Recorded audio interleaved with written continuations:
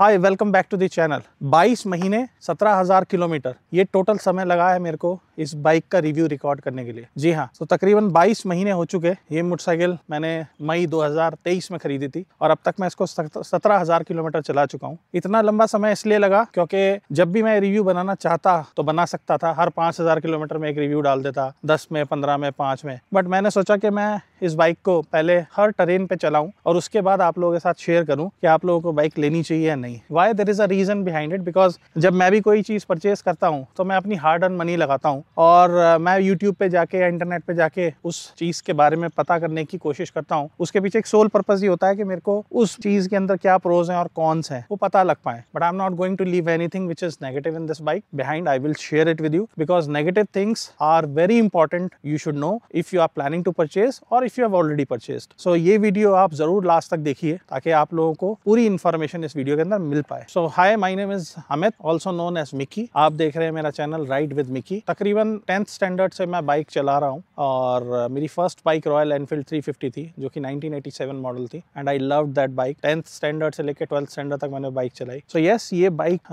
मैंने करीब 22 महीने पहले ली थी एंड आज मैं आप लोगों के साथ शेयर कर रहा हूँ इस बाइक के बारे में। सो आप लोग ये सोच रहे होंगे कि बाइक अगर हम परचेज करते हैं तो इसको ऑफ रोड या ऑन रोड कहाँ ज़्यादा कंफर्टेबली चला सकते हैं। सो वीडियो पूरा देखिए, आप लोगों को बहुत सारी इन्फॉर्मेशन मिलेगी इस बाइक की, इस वीडियो के अंदर। सो स्पेसिफिकेशन की अगर बात करें तो मैं बहुत ज़्यादा डिटेल में बात नहीं करूँगा। ये स्पेसिफिकेशन इस बाइक की इंटरनेट पर बहुत ईजिली अवेलेबल है। फिर भी आप लोगों के लिए मैं स्क्रीन पर डाल रहा हूँ। आप वीडियो पॉज करके इसको आराम से देखिए या स्क्रीन शॉट लेके कभी भी आप इसको देख सकते हैं।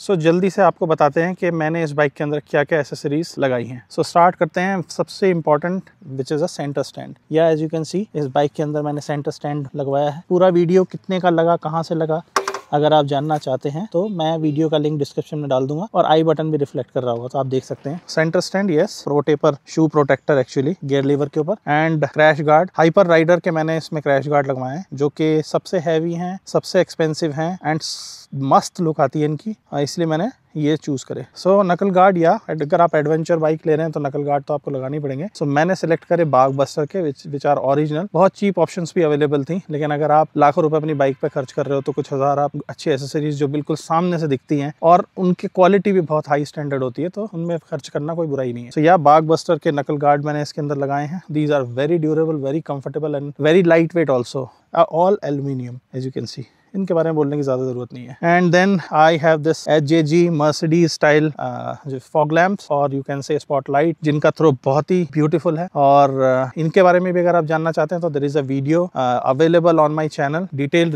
वीडियो आप देख सकते हैं और ये बहुत ही अमेजिंग लाइट्स हैं तो आप चाहें तो लगा सकते हैं। विंडशील्ड एक्सटेंडर मैंने लगाया था। आप अगर मेरे पिछले दो चार वीडियो देखेंगे या आप मेरे centre stand accessory Karol Bagh वाला देखेंगे तो मैंने लगाया था, बट लेकिन उसकी वजह से मेरी विंडशील्ड क्रैक हो गई। बहुत अच्छा था, विंड बहुत कम बफेटिंग होती थी उसकी वजह से। That was a very good accessory, but लेकिन सक्सेसफुल नहीं था, विंडशील्ड क्रैक हो गई, मेरे को निकालना पड़ा। सो अनदर इंपॉर्टेंट थिंग मैंने इसके अंदर लगवाई, ये आप देख सकते हैं which is horn, double horn. Yes, तो ये मुझे लगाना पड़ा क्योंकि इसके हॉर्न की आवाज बहुत कम है। And what else. सो अब बात करते हैं इधर से। So very important mobile holder और GPS होल्डर और GPS माउंट ऑल्सो, ये एसेसरीज का पार्ट है जो मैंने लगवाया है। के बाद आ जाते हैं मिरर्स, वेरी इंपॉर्टेंट। आप देख सकते हैं इनको, ये KTM के मिरर हैं जो मैंने इसमें लगवाए। आई am not very happy with these mirrors because इसका व्यू थोड़ा छोटा है स्टॉक मिरर से भी, बट लेकिन हाँ लुक बहुत अच्छी आती है और पीछे का बहुत कवरेज मिलता है in comparison with the original stock side mirrors. So that's it. मैंने कोई बहुत ज़्यादा इसके अंदर एसेसरीज फिट नहीं करवाई, कुछ और बेसिक चीज़ें हैं जो मैंने फिट कराई हैं वो मैं आपको बता देता हूँ। उसके लिए मुझे इस बाइक की सीट ओपन करनी पड़ेगी।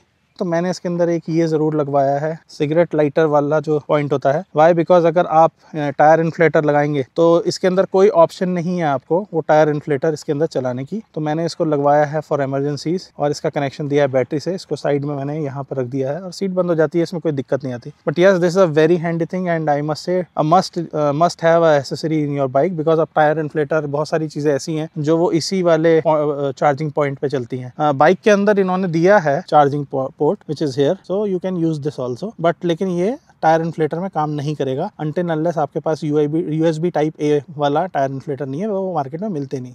So another very important accessory is the handle bar risers. Yes you can सी, इसके अंदर मैंने हैंडल बार राइजर्स लगवा रखे हैं। इनको लगवाने का भी बड़ा इंपॉर्टेंट रीजन ये था कि जब आप सैडल करते हैं तो उस टाइम ये बाइक का जो हैंडल है वो काफी लो है, तो आपको वो कॉन्फिडेंस और कंफर्ट नहीं आता व्हेन यू आर सैडलिंग। तो मैंने इसमें लगवाए हुए हैं, ये तकरीबन 1.5 इंच का लिफ्ट होगा मेरे ख्याल से। यस 1.5 इंच का लिफ्ट कराया हुआ मैंने थ्रू हैंडल बार राइजर्स।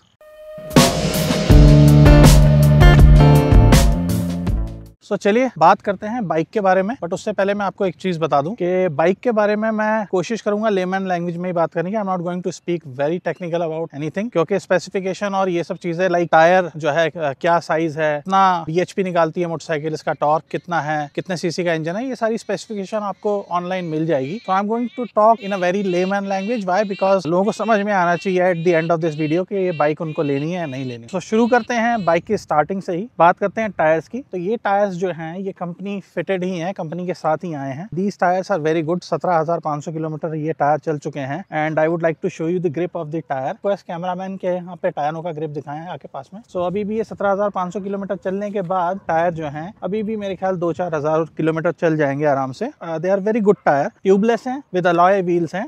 या आप इसको कहीं पे भी ले आ सकते हैं, बट लेकिन ऑफ रोडिंग थोड़ा लाइट करेंगे अगर तो अच्छा है, अगर आप ज्यादा करेंगे तो ये व्हील जो है वो क्रैक भी हो सकते हैं। But let me tell you one thing कि मैंने अभी तक कोई भी वीडियो ऐसा नहीं देखा जहां पर भी अलॉय व्हील क्रैक होने का किसी ने डाला हो। अगर आप किसी को जानते हैं तो प्लीज शेयर कीजिए। तो I would say they are very rugged, they are very good. Brakes की बात कर लेते हैं। जो स्टॉक डिस्क पैड आते हैं वो मेरे को नहीं लगता किसी भी काम के हैं इसके अंदर। तो मैंने इसके अंदर एक बार हीरो के चेंज करके देखे हैं, उन्होंने भी अच्छा परफॉर्मेंस नहीं दिया। फिर उसके बाद मैंने रॉयल एनफील्ड के इसके अंदर फ्रंट वाले और बैक वाले दोनों डिस्क पैड डाले हैं। उसके बाद ब्रेक की परफॉर्मेंस इज मच बेटर। तो बात कर लेते हैं सस्पेंशन की। So as you can see these are regular suspension, not upside down suspension which are coming in all modern bikes, but ये डिसेंट परफॉर्मेंस देते हैं। हाँ, आपको जर्क्स महसूस होंगे, they are not as cushiony as as good as other competitor bikes, but लेकिन ये अच्छे सस्पेंशन है। इसका फायदा एक जरूर मेरे को दिखने में मिला कि जब आप हाईवे पे हाई स्पीड क्रूजिंग कर रहे होते हैं तो they are bound to give you so much of stability. आपका कॉन्फिडेंस लेवल बढ़ जाता है क्योंकि ये बहुत ज्यादा सॉफ्ट नहीं है। तो अब बात करते हैं हेडलाइट की। लेट मी टेल यू कि ये stock headlamp are more than enough. अगर आप बहुत ज्यादा ट्रेल्स पे नहीं चल रहे, आप हाईवे पे चल रहे हैं जहाँ पे लाइट है, सिटी के लिए तो परफेक्ट है, आपको कोई ऑक्सिलरी लाइट लगाने की इसमें जरूरत नहीं है। बट लेकिन फिर भी आप लगाना चाहते हैं, जैसे मैंने लगाई, क्योंकि मैं हाईवे पे जाता हूँ, कहीं ट्रेल्स पे अगर आप जाते हैं तो वहाँ आपको जरूरत पड़ती है। But the high beam and low beam is very good, the spread is very nice. तो अगर आप चाहें तो उसको एज इट इज भी रख सकते हैं। Indicators yes they are very old school, bulb आते हैं अभी भी। सुजुकी को उसमें एलईडी डाल लेने चाहिए थे। मैंने अपग्रेड नहीं करे because I wanted to keep my bike stock as possible. Upgradation मैंने अपनी बाइक में एसेसरीज क्या क्या लगाई हैं वो मैंने आपको ऑलरेडी दिखाई दिया है, so I am not going to talk about it. So बात करते हैं इसका विंड स्क्रीन। विंड स्क्रीन छोटा है, विंड बफेटिंग बहुत ज्यादा होती है अगर आप 100x10 पे चल रहे हैं, और इसका एक्सटेंशन भी मैंने लगा के देखा, वो सक्सेसफुल नहीं हुआ। सो दिस इज वन एरिया जहाँ पे बहुत ज्यादा हम कुछ कर नहीं सकते, बट लेकिन ठीक है, it do a decent job. अगर आप 80-90 की स्पीड पे 100 से नीचे चल रहे हैं तो आपको ज्यादा महसूस नहीं होगी wind buffeting. So now let us talk about the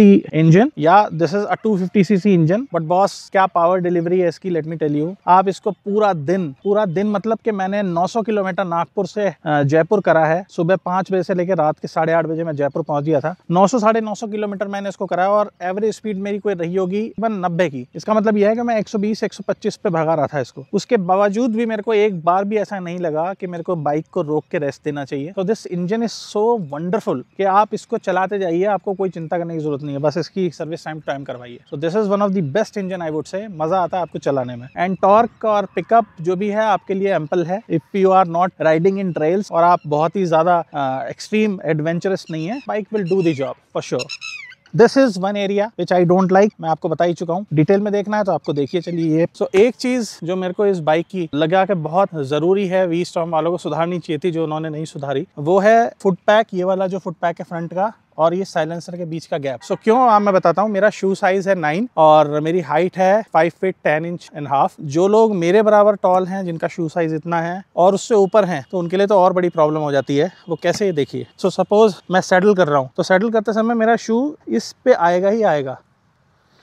तो अगर आप देख रहे हैं तो मेरा पैर जो है साइलेंसर पे लग रहा है। अगर ये प्रोटेक्शन नहीं है तो मेरा जूता भी जल सकता है, और ये बहुत कंफर्टेबल नहीं है क्योंकि मेरा पैर मुड़ा हुआ है, मैं इसको बहुत अच्छे ऑपरेट नहीं कर सकता। और आप जानते हैं जब आप सैडलिंग कर रहे हो तो आपका पॉस्चर क्या होना चाहिए, आप अपने टोस पे होने चाहिए, ना कि आप अपने सेंटर ऑफ द फीट होना चाहिए, ना आप अपने हील पे होने चाहिए। सो वो कंफर्ट नहीं आता, बिकॉज मैं यहाँ पे खड़ा होके इस पोजीशन पे अपने पैर को रख के सैडलिंग कर नहीं पाता बड़ी comfortably. So this is very major defect in the design itself. ये साइलेंसर नीचे जाना बहुत जरूरी था। सो टॉप रैक जो ग्रैब हैंडल भी है, टॉप रैक का भी काम करता है। इसके बारे में भी मैं आपको डिटेल में बताता हूँ। देखिए, the best part is this, उसको टॉप रैक बोलेंगे जो आपको दिया है वी स्टॉर्म वालों ने। This is really amazing. इसकी वजह से आपको कोई एसेसरीज लगाने की ज़रूरत नहीं है। आपका सारा लगेज आप कोई भी चीज़ के ऊपर माउंट कर सकते हो। अगर आपने मेरे पुराने वीडियो नहीं देखे तो जाइए ज़रूर और देखिए कि मैं कितना लगेज हैदराबाद से जयपुर लेकर आया था इसी बाइक पे माउंट करके, तो आपको पता लगेगा। बात कर लेते हैं सीट्स के बारे में। तो let me tell you, seat ठीक ठाक है, बहुत ज़्यादा इसमें कुशन नहीं है। आप लॉन्ग टूरिंग कर रहे हैं तो आपको डेफिनेटली फील होगा कि हाँ, सीट अपग्रेड करने की ज़रूरत है। मैंने इस पर काफ़ी लंबे लंबे टूर करे हैं, मैं इसे अपग्रेड करना भी चाहता हूँ, बट लेकिन मैं यही सोचता हूँ कि मैं स्टॉक को, मेरा दिल नहीं करता स्टॉक को चेंज करने का। But still if you wanted to do long touring आपको चेंज करना पड़ेगा, otherwise it will hurt you, that is for sure. या द फ्यूल टैंक की कैपेसिटी काफी कम है, 10-11 लीटर पेट्रोल इसमें आता है। अगर ये बिल्कुल एम्प्टी हो जाता है उसके बाद भी 10-10.5 लीटर से ज्यादा इसमें पेट्रोल नहीं आता। तो विच मीन्स कि अगर 10-10.5 लीटर पेट्रोल आ रहा है और आप लॉन्ग ट्रेल्स पे चल रहे हो तो आपको ब्रेक्स लेने पड़ेंगे। But the good thing is इसका माइलेज बाइक का इतना सुपर है कि अगर आप 80-90 या बिलो 100 अगर आप चलाएंगे तो 45-45 किलोमीटर पर लीटर का माइलेज कहीं नहीं गया। मैं इसको 110-120 पे भी अगर चलाता हूँ तो ये मेरे को आराम से 38-39 किलोमीटर पर लीटर का माइलेज देती है। तो मतलब यह है कि अगर इसमें 10 लीटर पेट्रोल आपने एक बार भर दिया और आप 100 से नीचे चल रहे हो तो बस 400 किलोमीटर तक आपको सोचने की जरूरत नहीं है कि पेट्रोल मुझे कब डलवाना और कहाँ डलवाना। सो इस वजह से इसका टैंक जो है अपना काम कर देता है because of the engine and performance. Otherwise tank capacity is low. हाँ, अगर आप ऐसे ट्रेल पे जा रहे हैं जहाँ 500-600 किलोमीटर तक आपको पेट्रोल नहीं मिलेगा, then you are going to feel a requirement of an auxiliary tank. So gears के बारे में बात कर लेते हैं। 6 गियर हैं इसमें, एक नीचे और 5 ऊपर। गियर शिफ्टिंग कभी कभी आपको ऐसा लगता है कि थोड़ा अटक रहे हैं, इतना स्मूथ शिफ्टिंग नहीं है इस गियर की, दैट इज फॉर श्योर, क्योंकि इसमें ना तो कोई शिफ्टर है और दूसरा मेरे को इसमें ये लगी कमी कि गियर में आपको बहुत ज़्यादा मज़ा नहीं आएगा। बट येस, क्लच लाइट है इसका और गियर शिफ्टिंग में बहुत ज़्यादा प्रॉब्लम नहीं है, बट लेकिन फिर भी आपको ऐसा लगता है कि बहुत स्मूथ ऑपरेशन नहीं है। और ये मेरा एक्सपीरियंस 17,500 किलोमीटर चलाने के बाद का बता रहा हूँ मैं आपको। इनिशियल डेज में तो डेफिनेटली जब गियर्स बिल्कुल नए होंगे तो आपको फील होगा कि आपको थोड़े एफर्ट्स करने पड़ रहे हैं। इंजन की परफॉर्मेंस के बारे में तो मैं आपको बता ही चुका, बट एक इंपॉर्टेंट क्वेश्चन लोगों के दिमाग में आता है कि इंजन हीटिंग कैसी है। So let me tell you कि इंजन की हीटिंग आपको बिल्कुल भी पता नहीं लगेगी। आप चाहे सिटी में चला रहे हो, आप चाहे हाईवे में चला रहे हो, जब ये रेडिएटर का फैन होता है तो एक बहुत हल्की सी ब्रीज, हॉट एयर की ब्रीज आपके पैर पे लगती है, वो भी आपके लेफ्ट हैंड साइड में, बहुत ज्यादा फील नहीं होता। अदरवाइज इंजन के अंदर कोई हीटिंग का इशू नहीं है। It's a wonderful smooth engine. सब बात करते हैं इसके रियर व्हील की। तो रियर व्हील इसके अंदर काफी चौड़ा है और this will give you so much of confidence कि आप इसको कहीं पे भी ले जा सकते हो। बस कीप इन माइंड कि ये अलॉय व्हील्स है, बहुत ज्यादा इनको जो है रगेड ट्रेन में नहीं लेके जाना, otherwise you will suffer the loss of your rim and your trip can be ruined out. Brake same as the front one, बहुत ज़्यादा strong आपको बाइट नहीं मिलेगा, but yes ये बात है, कॉन्फिडेंस इतना ज़रूर देते हैं कि हाँ आप 100-120 की स्पीड पे चल रहे हो और आपने ब्रेक अप्लाई करे, so they will do the job। ऐसा नहीं है कि आपको लगेगा कि बाइक रुक ही नहीं रही। ABS जो है इसके अंदर वो दोनों टायरों में दिया हुआ है, आगे और पीछे में, और स्विचेबल नहीं है। तो हाँ, आप अगर कहीं पे ABS स्विच करना चाहो, इसका आपको कहीं पे कोई स्किड मारना है, कोई स्टंट करना है, या आपको मिट्टी में इसको दौड़ाना है, आप सोचो कि टायर मेरा स्किड होता हुआ जाए, वो सब आप इसके ऊपर नहीं ज़्यादा कर पाओगे क्योंकि ABS स्विचेबल नहीं है इसके अंदर। So let us talk about the riding posture. So मेरी हाइट 5 फुट 10.5 इंच है और आप देख सकते हैं मेरे पैर दोनों आराम से यहाँ पे टिक रहे हैं इस बाइक के ऊपर, कोई अपग्रेडेशन नहीं है, सब कुछ स्टॉक है। And this is a very good upright position जो कि राइडिंग की है। हाँ, मैंने हैंडल बार राइजर्स इसमें लगाए हैं क्योंकि हैंडल बार काफी नीचे था, इसको लगाने के बाद मेरे को कंफर्ट मिला है। आपने एक बार हैंडल बार लगवा लिए राइजर्स तो it is going to be a comfortable ride for you. 800-900 kilometre तो मैं कर ही चुका हूँ इसके ऊपर और कई बार, तो इसलिए मैं बड़े कॉन्फिडेंस से आपके साथ ये बात बोल रहा हूँ कि एक्सेप्ट सीट, आपको कहीं पे भी ऐसा नहीं लगेगा कि ये आपको बाइक थका रही है, आपको परेशान कर रही है। सीट अपग्रेड कर ली आपने तो और कुछ कराने की जरूरत ही नहीं है। This bike is having a wonderful riding posture, upright position है। As you can see my feet are in complete upright position, I am in a relaxing position when I am riding on highways. So इसमें कोई चिंता की बात ही नहीं है। This is having a wonderful riding posture. So as you can see इसमें एक LCD कंसोल दिया है, जिसके ऊपर बहुत ज़्यादा कोई इन्फॉर्मेशन आपको नहीं देखने को मिलेगी। पे जो ओडोमीटर है वो दिखेगा आपको, ट्रिप A ट्रिप B दिखेगा, और आपको एवरेज फ्यूल कंजम्पशन दिखेगी। That is it. बाकी टर्न बाय टर्न नेविगेशन भी इसके अंदर डिस्प्ले होता है, अगर आप अपना